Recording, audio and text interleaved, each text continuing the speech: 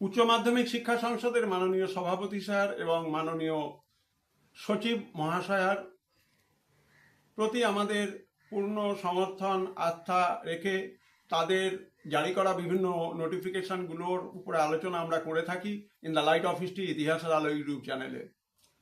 আজকে আমরা আলোচনা করব প্রকল্প বিষয়ে যে সিলেবাসের গ্রন্থ রয়েছে, সেখানে যে গাইডলাইন রয়েছে, একেবারে কোন কোন বিষয়ের উপরে প্রজেক্ট হবে তার ধারণা দেওয়া হয়েছে।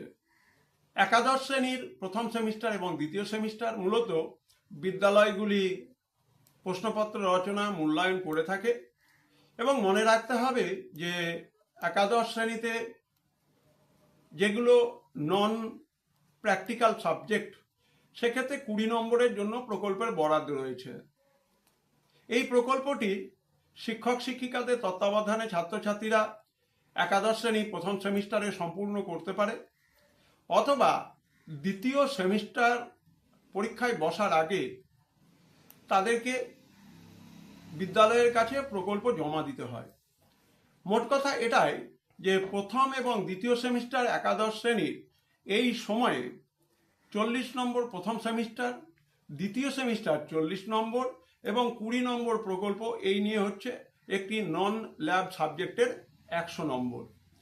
এক্ষেত্রে বিশেষভাবে উচ্চ মাধ্যমিক শিক্ষা সংসদ থেকে বলা হয়েছে যে প্রকল্পের ক্ষেত্রে যিনি প্রকল্পের তত্ত্বাবধায়ক রয়েছেন, প্রকল্প গাইড রয়েছেন, তিনি দ্বিতীয় সেমিস্টারে ছাত্রছাত্রী বসবার আগে বিদ্যালয়ে তাদের বিভিন্ন বিষয়ের প্রকল্পগুলি জমা করবেন এবং মাননীয় বিদ্যালয়ের প্রধান যারা রয়েছেন তারা এটি এনশিওর করবেন যে সমস্ত ছাত্রছাত্রী প্রকল্প জমা দিয়েছে এবং সেই শর্ত সাপেক্ষেই ছাত্রছাত্রীরা কিন্তু দ্বিতীয় সেমিস্টার পরীক্ষায়, যদি তারা প্রথম সেমিস্টার পরীক্ষায় অকৃতকার্য না হয়, তাহলে তারা কিন্তু বসতে পারবে।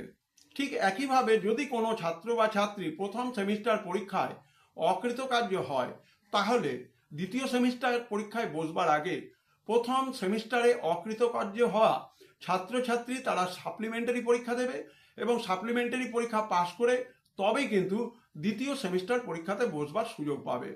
প্রকল্প সেক্ষেত্রে একটি ইউনিট হিসেবে রয়েছে, প্রকল্পতে অবশ্যই তাকে জমা দিতে হবে এবং প্রকল্পেও পাশ করতে হবে। এবং এক্ষেত্রে যেমন সে প্রথম সেমিস্টারে ফেল করলে তার জন্য সাপ্লিমেন্টারি, ঠিক তেমনি প্রকল্পতেও কিন্তু তাকে পাশ করতে হবে। অর্থাৎ ইন্ডিভিজুয়ালি প্রত্যেকটা সেমিস্টার ইন্ডিভিজুয়ালি প্রকল্প পাশ করবার পরেই কিন্তু তবেই সে দ্বিতীয় সেমিস্টারে বসবার যোগ্য বলে বিবেচিত হবে। এখানে আমরা একাদশ শ্রেণীর প্রকল্পের যে নির্দেশ সে সম্পর্কে আলোচনা করলাম। পরের ভিডিওটি আমরা দ্বাদশ শ্রেণীর বিষয়ে আলোচনা করব।